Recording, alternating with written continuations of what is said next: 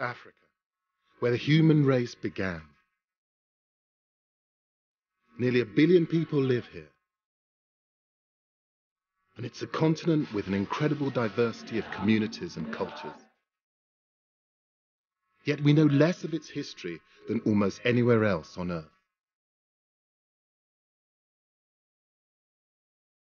But that's beginning to change. In the last few decades, researchers and archaeologists have begun to uncover a range of histories as impressive and extraordinary as anywhere else on Earth. It's a history which has been neglected for years, and it's largely without written records. But it is preserved for us in the gold and statues, in the culture, art, and legends of the people.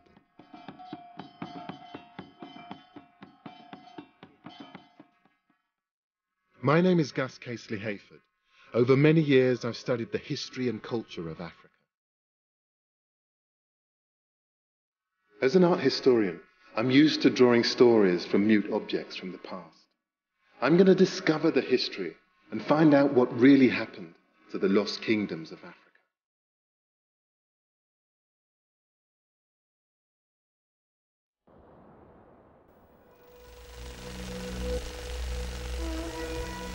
In 1871, a German geologist exploring southern Africa stumbled across these extraordinary ruins. He was astonished by what he found.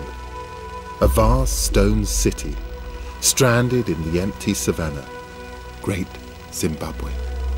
He had no idea who was responsible for this astounding feat of architecture. But he was sure of one thing: it was too sophisticated to have been built by Africans. Thankfully, these assumptions have been discredited today. But only now are we piecing together the fragments we know about this lost civilization and its connections to other kingdoms of pre-colonial southern Africa. Could Great Zimbabwe really have been an African El Dorado, a city built on gold? In this film, I'm going in search of the story of one of the most mysterious cities and societies in Africa. I don't think we can understand this kingdom without understanding the civilizations and kingdoms that grew up around it. It was part of a rich and fascinating history, largely unknown, the history of wealth, trade, and gold. My journey to find out about Great Zimbabwe would take me from the Swahili coast in modern-day Tanzania to Mozambique, South Africa, and hopefully to modern Zimbabwe itself, where no BBC crew has been allowed to film for 8 years. My first stop is right here at the edge of the continent, where Africa meets the Indian Ocean.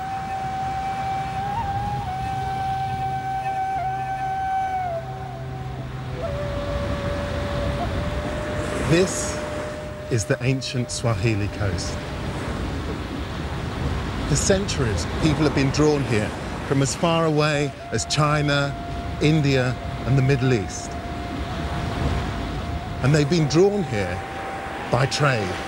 Trade in goods, but particularly trade in gold. For many years, Western scholars paid little attention to the history of this coast. They didn't think it fitted into the wider trade patterns of the ancient world, to Arabia in the north and India in the east. But recent research now suggests that this coast was central to an international trade in gold. Gold which originated in Great Zimbabwe, 1,500 kilometers inland. And I think this ancient trade route may lead to a better understanding of what Great Zimbabwe actually represents in the untold history of this continent.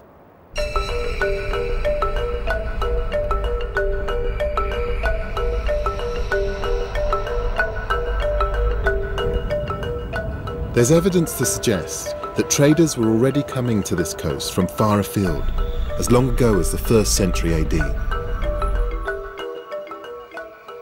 I've got my holiday reading with me, which is, well, it's a bit more than holiday reading. This is the Periplus of the Erythraean Sea, which is a 1st century guide to the Indian Ocean.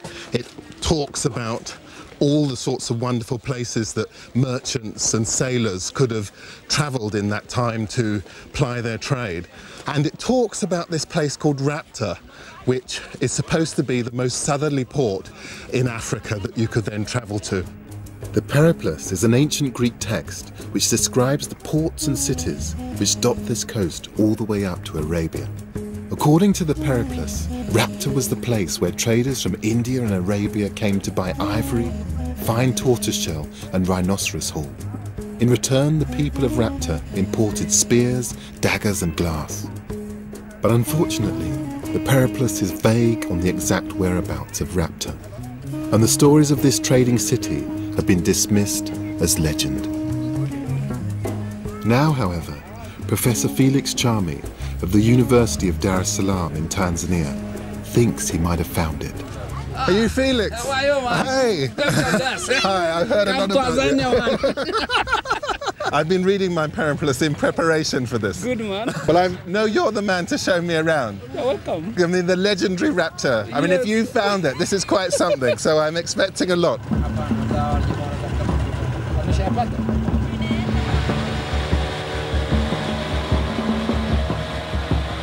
Felix Chami is a world-renowned archaeologist whose work has been instrumental in piecing together the ancient history of the Swahili coast. If he has indeed found Rapta, this will rank as his greatest discovery yet. It will also prove that this region was a vibrant part of the ancient world. Did you see a crocodile? Seriously? Yeah. Oh, that's huyu bwana mpiga picha mzunguke huyo, mzunguke. It's a lizard, isn't it? Monitor lizard. Monitor lizard. It's just amazing. Felix and I are on the Rufiji River, which flows to the Indian Ocean from deep within the African interior. You managed to do it and not get any mud on your shoes? Yeah. The other side was better, I told you. Felix believes that Rapta once stood near the banks of this river. But Felix's idea of Nia is a little different from mine. It's also dangerous. You can see there are snakes here. There are snakes. And when you're not a big fan of snakes, Felix. The kind of snakes? All sorts. Pythons. Pythons? Pythons, yes. The Periplus talks of Rapta as a great trading centre, a cosmopolitan metropolis where traders from all over the ancient world would meet and barter and try to make a quick buck. But it's difficult to imagine such a vibrant place existing here, in this riverside wilderness with crocodiles and snakes. I'm beginning to wonder if the charming Felix Chami has made a mistake. Then, 1 hour later, in the dirt beneath our feet, fragments of an ancient world emerge. This is the beginning of what I call Rapta site. And actually, if you look down, there are pottery of 2,000 years. Probably it's been brought down from the settlement. And if you again move and see the ground, yes, you can see, for example, you can see this one. This is a piece of pottery. For sure, it is 2,000 years old. Once you get your eye in, they're everywhere, aren't they? Yeah, and actually, if you are able to clean this ground, you'll see more. You can see like there's another piece there. Yes. And when we go up, I'll show you more. Buried beneath the dirt and foliage of this isolated wilderness, Felix thinks he's found something remarkable. Shards of pottery, tantalizing evidence of an ancient settlement. So somewhere under here may well be the remains of Rapta. Exactly. Felix thinks he's found Rapta because of the age and variety of the pottery which lies hidden beneath the surface. I promise you that I'll show you some potsheds. They are 2,000 years old. 2,000 years old. Actually, carbon-14 dating for this material is giving us a date of 200 to about 300 AD. So 200 AD is a common date here for this kind of pottery. Are these imported or are they made? They are local. They're local? They are local, yes. Have you found pottery that has come from beyond these shores, beyond? Yes, we have found good amount of ceramics which are brought from different parts of the world. This pottery from Egypt was examined by a professor in Sweden, and he confirmed this pottery is from the Nile Valley. You can see the texture of it. It's incredibly fine and light, isn't it? Exactly. You can even see the color of it, the pinkish color of it. Yes. You know? It feels like we're in the middle of nowhere, but the evidence from the pottery, its age, its varied provenance, and the sheer amount of shards suggests that Felix might be right. That in this empty place, a trading centre once thrived, playing host to merchants from as far afield as ancient Egypt and India. Evidence that, from the earliest of times, this part of Africa had established trade routes with the wider world. Talking to Felix, I mean, he's opened up a whole raft of possibilities of where to explore next. But more than anything, it's this idea that this was the hub of a whole network of ports that ran down this bit of the coast.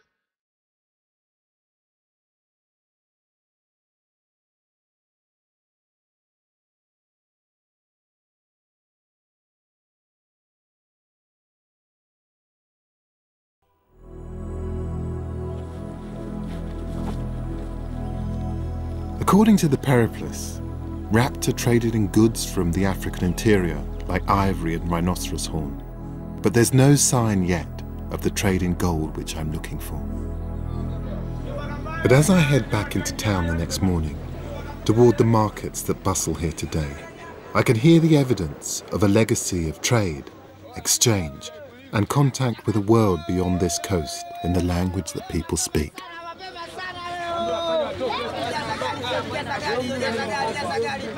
Swahili is an African language, but one which has incorporated many words from around the world, like a linguistic melting pot.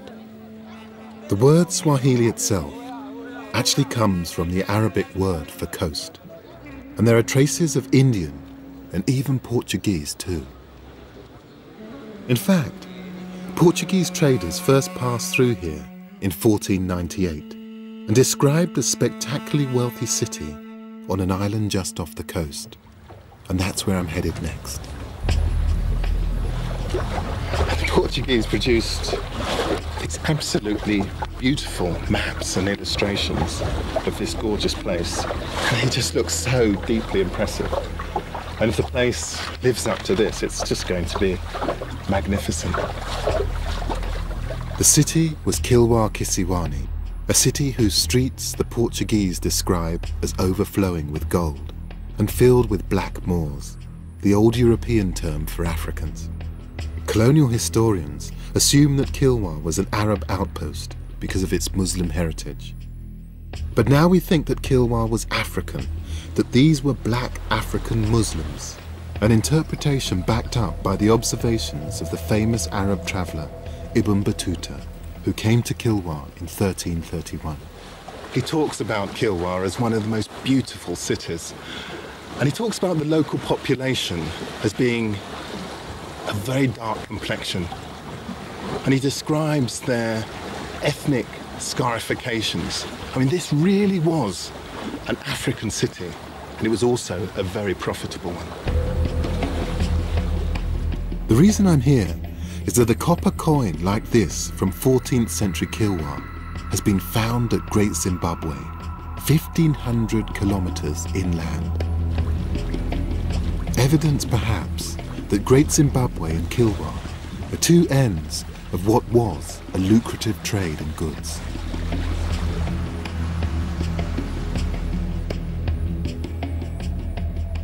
Those early Portuguese travellers described a city of fine coral-built houses and the ruler's 100-room palace full of gold, silver and precious stones.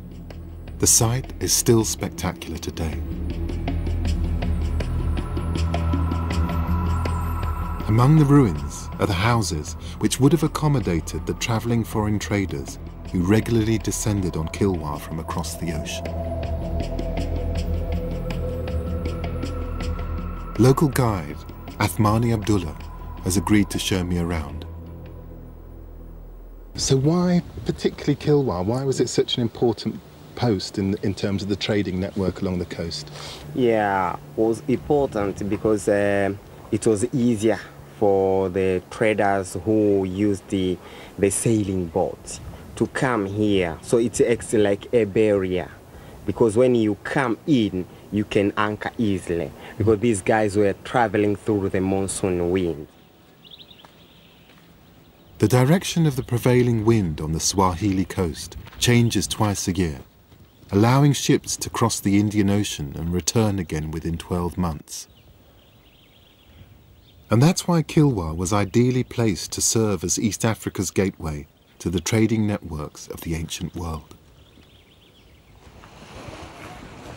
Lovely to meet you, Stephanie. Nice to meet you. Welcome to Kilwa. Oh, thank you. British archaeologist Stephanie Wynne-Jones of Bristol University is an expert on Kilwa's history and has studied how its fortunes have ebbed and flowed through the ages. One of the things that's really been demonstrated through the archaeology is that there's been a settlement here since at least the 9th century AD. They were really integrated into the Indian Ocean system, actually, and there are a lot of imports brought to the site from mainly from the Persian Gulf area, also from India, as sort of reaching this island at that date. So what was being traded through this port, exported? What sorts of goods were... Well, in general, from the Swahili coast, the products of the African hinterland were being traded, often in the form of raw materials. Kilwa was particularly famous for gold, and the source of Kilwa's wealth was based on the gold trade from the south, from the Zimbabwe plateau. This was an island state made rich by gold. These merchants knew the international value of the precious metal and bargained hard. And as the gold flowed through Kilwa, by the 14th century, the city had become one of the most important and richest ports in Africa. And if you look closely enough, some of that wealth is still visible. Well, this is the Great Mosque of Kilwa, the congregational mosque, which would have served for the Friday prayer when the whole community would come together. And one of the things that's quite wonderful about this particular structure are the domes and vaults that you can see in the roof. And this is a very particularly Kilwa phenomenon to have this sort of quantity of domes and all the sort of arches and columns that you see here. And finding this incredible material, I mean, this is coral, isn't it? It is, and I mean, this is the defining characteristic of Swahili architecture. We call these places stone towns and we refer to stone houses, but actually there's no particularly good natural sources of stone on the coast. And instead this architectural style developed where they use the coral, which is found in abundance here, and the entire structures are built of coral. The blocks, like the one that you're looking at, are actually cut from the living coral, and because it was soft, they were able to use it for these carved features. And then how would it have been finished? So what would it have looked like if I came in? Well, the entire thing would have been plastered also with lime plaster, which actually also comes from coral, so everything is from coral from start to finish. And it would have appeared, you know, totally smooth and totally white. And it would have been a very beautiful thing to look at, actually.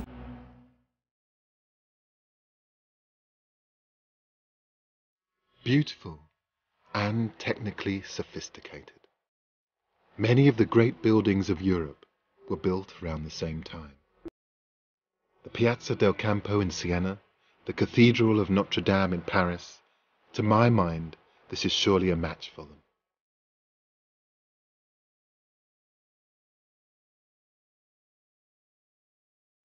Kilwa was clearly a busy, confident trading centre, a city-state that was intimately linked with the wider world economy. But if Kilwa's wealth came from the gold it traded across this vast ocean, the source of this wealth, the precious commodity which formed the basis of this trade, is not found in Kilwa.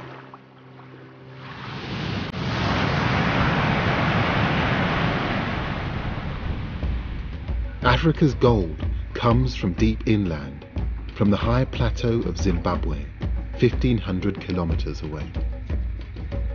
And now I'm going to try and trace this gold route to its source. And travelling inland from the coast, heading west toward the ancient goldlands. And somewhere out here, I'm hoping to find an outpost of one of Africa's greatest kingdoms. We know that Great Zimbabwe was at its zenith in the 13th and 14th centuries, just when Kilwa II was at its height. But Great Zimbabwe is still 2 countries, 1 visa application and many days' travel away. I'm looking for outposts of this gold trading kingdom here in Mozambique. Tantalizingly, my guide tells me that there's a Zimbabwe-type ruin just 70 kilometers inland from here. This site, Manikeni, is mentioned in the history books, but I can't find it on any map. Por favor, onde está Manikeni? Manikeni é daqui a 32 quilômetros. Well, these sandy roads are a bit of a challenge actually, but I'm a bit more used to acting in rush hour than this, but I'm loving it nevertheless.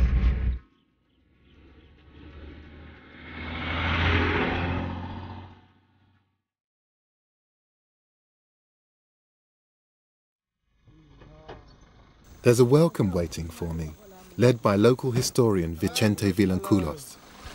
Hello, welcome to Manikeni. And the villagers want to perform a small good luck ceremony for us. We have visitors here that want all things to go well, so that no snakes, no anyone can be beaten or something go wrong. Thank you. I particularly hate snakes, so I think that's I'm really grateful to you. Thank you. The chief's son offers beer to the ancestors on our behalf.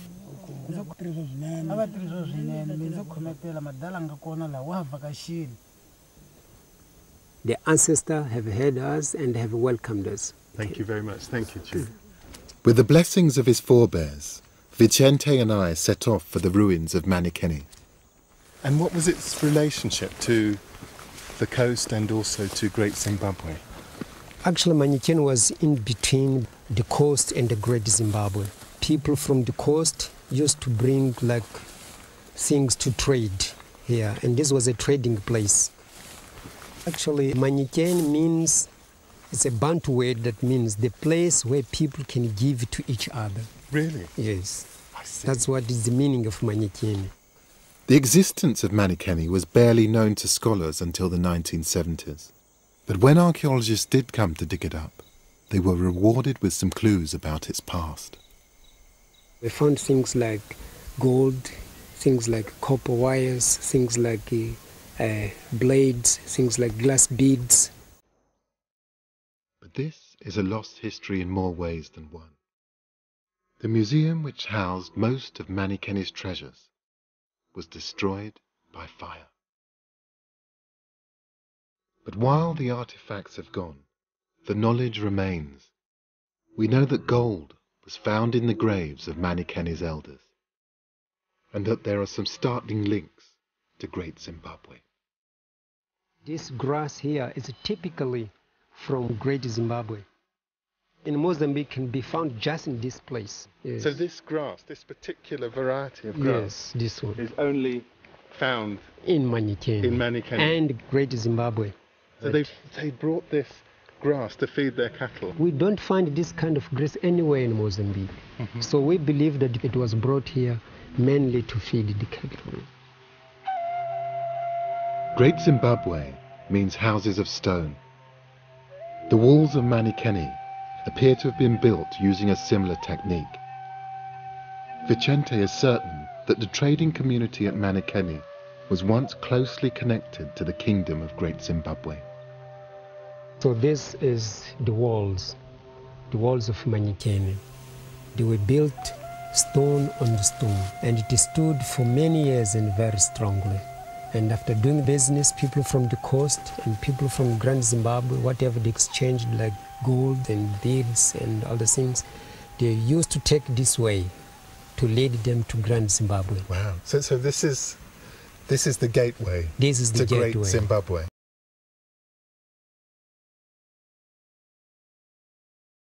Crossing point in two senses. It seems likely that it was a place where gold was traded as a commodity, coming in from Great Zimbabwe, then going out toward the coast and by boat up to Kilwa. But it also seems to be a place where the attitude to the gold itself shifted. Grave findings at Manikeni show that gold was not just a commodity, it was buried with the dead, very different from Kilwa. It's time to move further inland, but first a send-off from the ancestors. Manikeni today is far from the bustling trading centre of the past, but it's a place where the past is remembered, and where the ancestors who may once have formed an important cog in a larger global economy are celebrated enthusiastically. This is a sort of passing on to the future generation, because the old ones, they will be dying out, so they want their children to know how to dance.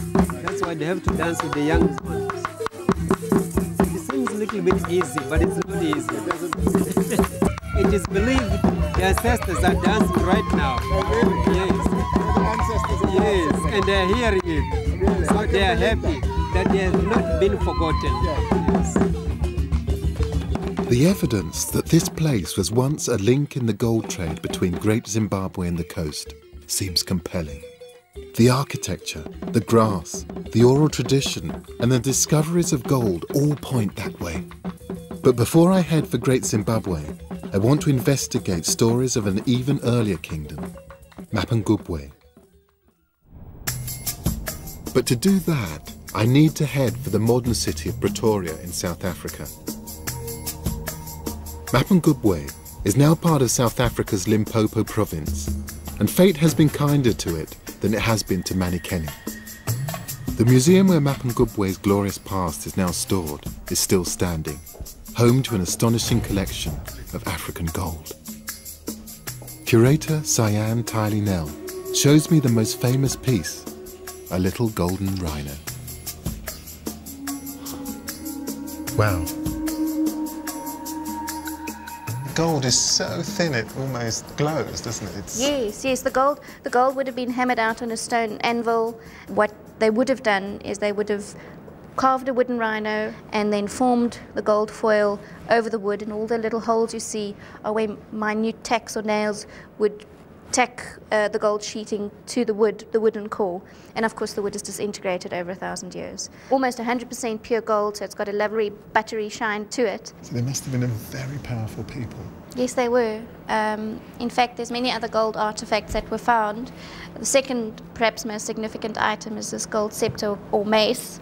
It's the largest gold object that was recovered from the burial, also made of gold foil.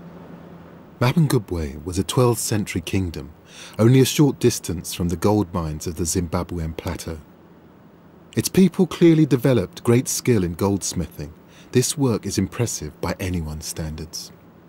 As at Manikeni, much of the treasure was found in the graves of the kings. And such burials imply a culture which valued gold for more than its commercial value. Gosh, this is a beautiful bowl, isn't it? Absolutely gorgeous. In fact, it's not a gold bowl. It's in fact a headdress. Okay. It was also found in one of the burials. For 75 years, it's been interpreted as a bowl as such, because it obviously just looks like a bowl. So I'm in good company. Yes. Whereas in fact, it was found inverted near the cranium of the individual, near his head. Not as a crown, as if it would fit over the cranium, of course, it's too small, but more a symbolic headdress of some sort. So Cyan, who might have been buried with this? Well, the royalty buried with these gold objects, of course, were the ruling power of the Limpopo Valley at the time, or Southern Africa. So their wealth lay in not only the gold objects, but also their wealth in cattle and trading right until the East Coast. The amount of trade glass beads that one finds at the site, together with the gold, as well as the ivory, shows a very wealthy society. Time to visit Mapungubwe for myself. Nice to meet you. And for that, I need to get airborne. Local farmer Jacques Willemse has offered to give me a ride.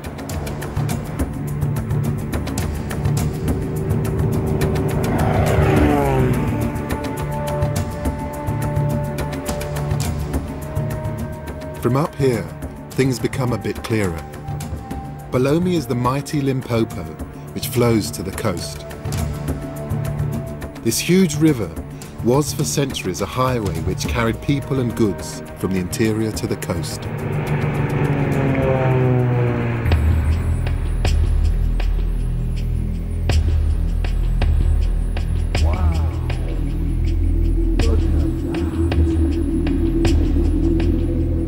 And there is what remains of the Golden Kingdom of Mapungubwe.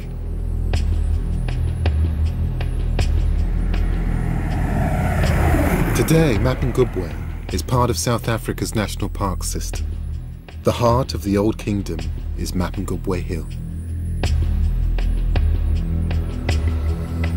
Park Ranger Cedric Setlako has agreed to show me around. This is the hill itself, Mapungubwe Hill, where people lived about 1,000 years ago. Wow. Archaeologists believe that Mapungubwe's reach spread across southern Africa from the 11th to the 13th centuries, and that after the kingdom collapsed, some of its people may have headed north and founded Great Zimbabwe. It was one of the most complex societies in southern Africa, with a rigid division between the king, his ministers, and his subjects. The king was buried here with a lot of artifacts. If you look at the hill itself, I mean, why the people would choose to live up here is because if you look around it, I mean, it's just sheer rock. I mean, there's no way that you can be able to access this hill. There's only one way up to the top. The kingdom's rulers kept the hill to themselves. Ordinary members of Mapungubwe's society were not allowed in. Even in modern times, the hill still holds mystical powers to the people here. Most of the people long back used to believe that you wouldn't even look at the hill itself. Really? They were even scared to look at the hill. I mean, even the person who brought the first people to discover the site, I mean, he had to turn his back and sort of like pointed, there is the hill right behind me, and I'm not going there. Really? Yeah. So what might happen to you if you did look at the hill? What I mean, some people believed that you would go blind or lose your life or die or something like that.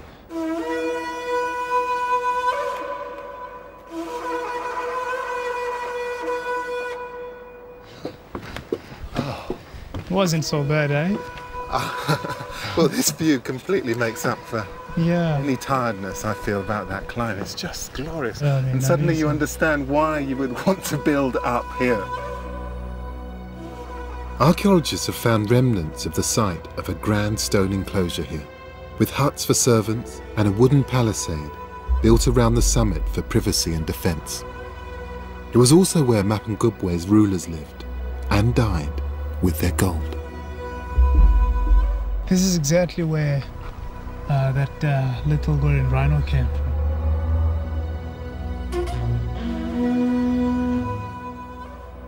Just from around here, it's exactly where it was discovered. And also to indicate to you that from the bush back there up to here, this whole area, this was a burial site. These people were buried in a sitting position facing west, and each one of them was buried wearing these golden bracelets, and they were as well buried with clay pots, which were filled with thousands and thousands of gold and glass beads. So Cedric, why was this site so important? Mapungubwe is the first Southern African kingdom, meaning this is exactly where kingdomship started in Southern Africa. I mean, of all these kingdoms which are still in existence, I mean, today, I mean, this is exactly where it all started.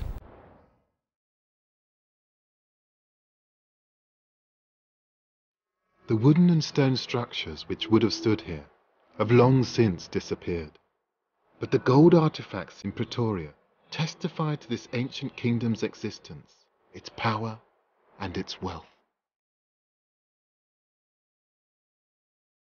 But Cedric is keen to show me one aspect of Mapungubwe life that still survives today. Now we have a game here. It was played by the Mapungubwe people 1,000 years ago. This is a game called Muruba in Sotho, Mofuba in Venda. I think I recognize this. But please, tell me. Do you? Well, my family are from West Africa, and we have a game there, which looks fairly similar, called Owari. Owari is an ancient game of strategy. Now, you see, the gloves are off. The gloves are off. I always thought that Owari was a West African tradition, but the fact that variations of it were played here in Mapungubwe hints at connections which extend across the continent. So maybe this wasn't an isolated kingdom. Maybe it was connected with cultures across the continent.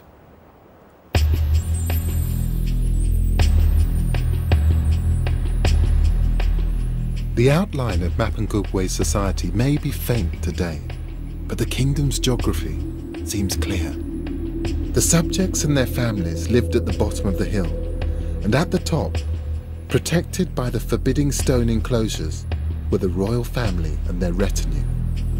I think one of the things that has really struck me is how complex the sociology of this particular area is. I mean, if you imagine the people came and they settled here, but they didn't just settle here, but they created a really complex social system. The support of all the people who would have lived down here, farming, trading, bringing the water up, all of that infrastructure to support the family, the elite that lived up there. And this was a real departure for this bit of Africa, a settled, hierarchical society, and one that seemed to, at least for the period in which it was here, to really work as well. Mapungubwe was once the most powerful kingdom in southern Africa. But by the 13th century, it seems to have collapsed. We don't know why. And there is much more we don't know about the life of the people here, like how power was handed down or what they believed in. But archaeologists now think that the people of Mapungubwe may have travelled north to found an even bigger, more impressive kingdom, Great Zimbabwe.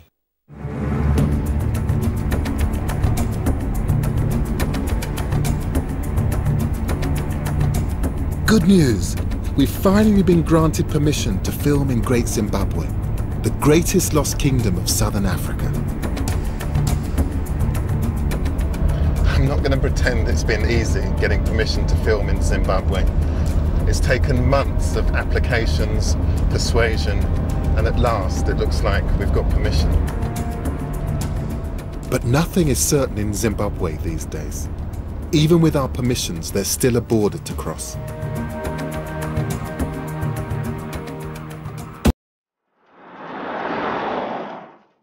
It took 4 hours, but eventually I'm in. A 16th century Portuguese captain described Great Zimbabwe as an almost mythical city. Among the gold mines of the inland plains is a fortress built of stones of marvellous size, and there appears to be no mortar joining them. Great Zimbabwe was Africa's El Dorado, a place of myth and mystery. I'm meeting Zimbabwean archaeologist Edward Matenga, former curator of the entire site. Edward. Hello. Hello. Hello. Gus, lovely to meet you. He tells me the ruins are so important to the people here that I must have the blessing of one of the site's spiritual guardians, Ambua Vazarira, before I can get in. Gus, what I'm saying is that you are welcome to Great Zimbabwe is an honorable guest. So now we are going to take you to the secret entrance to the site. Thank you. It's been a beautiful welcome. As well as curating this site, Edward Matenga has written extensively about Great Zimbabwe. He is recognized as one of the world's foremost authorities on this mysterious place. For say 1890, this place was out of bounds to strangers. Yes. You are not a stranger anymore because you have now been accepted. Well, I feel very honored. So basically, people would would have to be initiated, as it were, and part of the initiation is passing through the entrance. I see. Where the custodian, the spiritual sort of head of the place opens the site for people to come in. I see.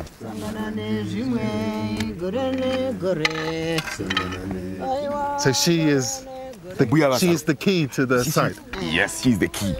In her sort of responsibility, she has to open the entrance. The entrance. Yeah, so traditionally, you'd have to stop here. You have to stop here. Hey!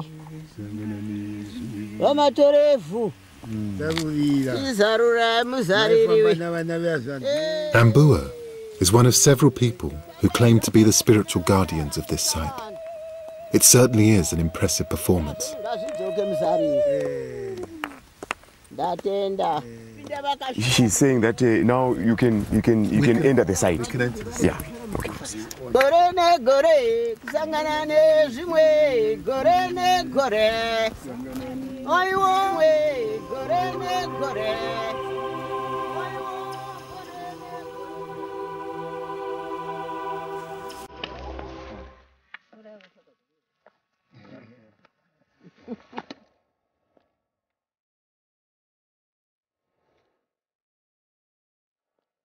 This is the great gold kingdom of Great Zimbabwe. For 200 years, the rulers of this place controlled a massive empire between the Zambezi and Limpopo rivers, covering much of modern-day Zimbabwe and part of Mozambique. This was their capital, their palace, and their bastion.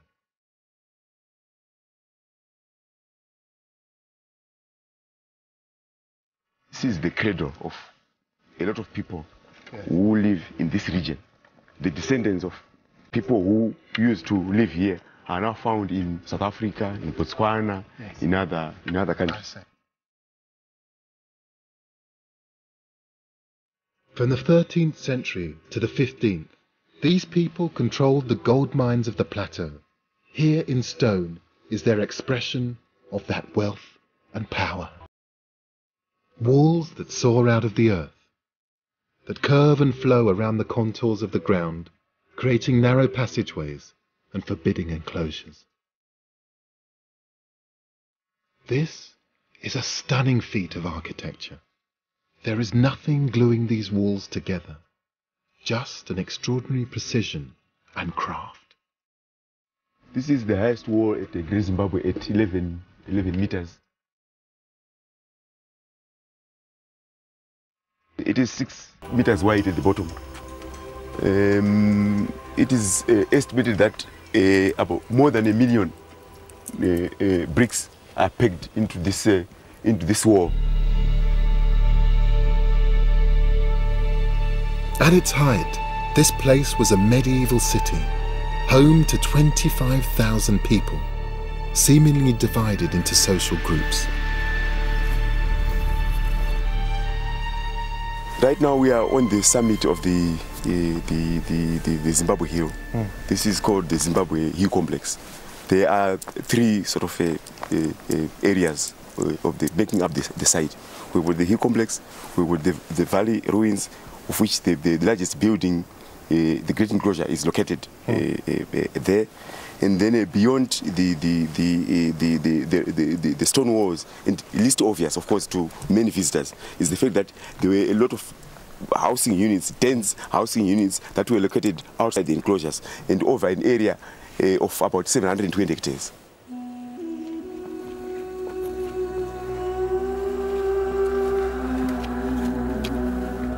The subjects and their king seem to have lived very separate lives.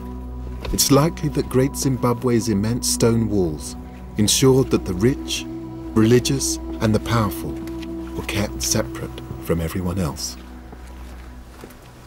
Yes, the site in many ways is a matrix of passages. Yes. And why they build so many passages is anybody's guess. But I want to believe that it might have something to do with social protocols. Yes. That the idea basically was to control the traffic of people. I see. Some people were not supposed to be seen in certain places. Yes. So they would have to follow designated passages. So there might have been various passages for sort of various levels of, in terms of social organization of the community. Yes. That, okay, the kings or the royal wives, they would follow these passages. And then, of course, the plebeians, the lower sort of rank, would follow these passages.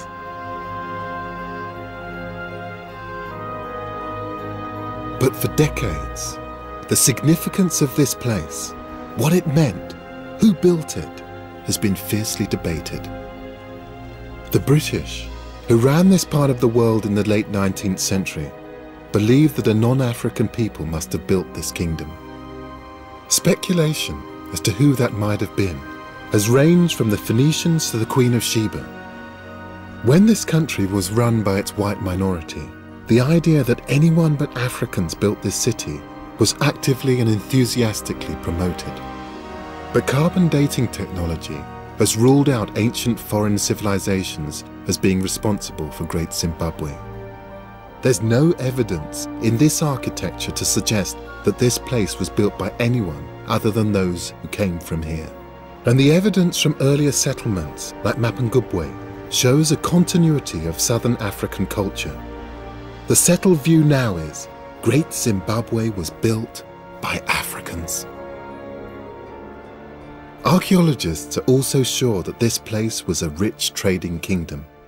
A wealth of trading goods, beads, bracelets, porcelain and glass from China and the Middle East have been found here, along with gold, mined only 40 kilometers away.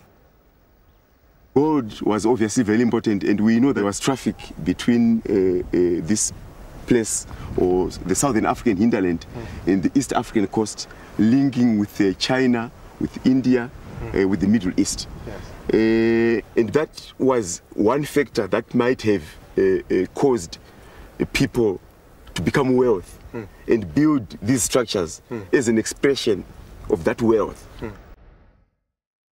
One artifact in particular shows the links between Great Zimbabwe and the wider world. It's a 14th century copper coin like this one from Kilwa Kisiwani, the great trading city on the coast. A place which derived its wealth by selling on the gold from Great Zimbabwe to the rest of the world. Two ends, the same trading route. There's still so much that we don't know about Great Zimbabwe, the nature of its king or kings, the full meaning of its narrow passageways and forbidding architecture. But we do know that this vast city was one of Africa's richest and most sophisticated kingdoms, and the starting point of a gigantic trading network that stretched from these high plateaux across southern Africa to the Swahili coast, and across the globe to Arabia, India, and China. And when Great Zimbabwe went into decline in the 15th century, so too did Kilwa. Two kingdoms connected by gold and forgotten by historians for centuries. Today, the ruins of Great Zimbabwe have given their name to a modern African country.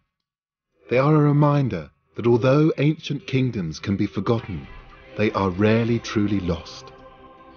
This remarkable kingdom, high in the Zimbabwe highlands, is an emblem of a continent remembering its past.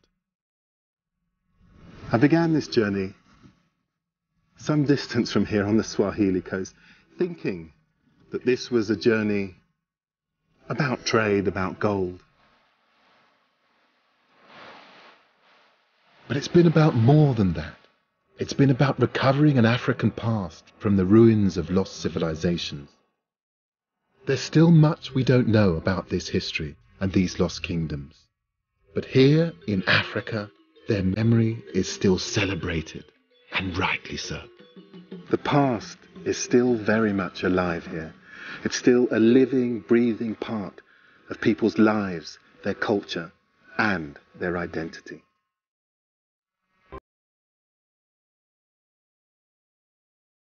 Coming up tonight here on BBC4, we're staying in Africa as we explore the world in 80 treasures. The Ark of the Covenant from Ethiopia is up next.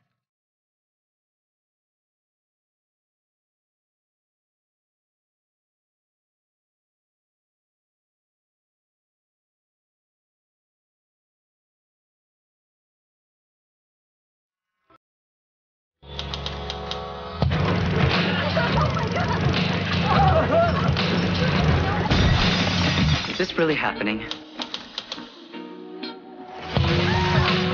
Drop dead, you limey vulture! You think I don't know what you've been doing in there? I am so high. And while you're distracted, I'm gonna take off my shoes. Is that okay?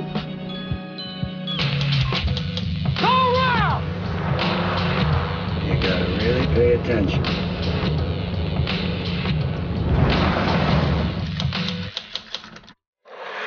Your words, not mine. Madmen. You have everything, and so much of it. A multi-award-winning drama returns next Wednesday at 10 on BBC4. Woo!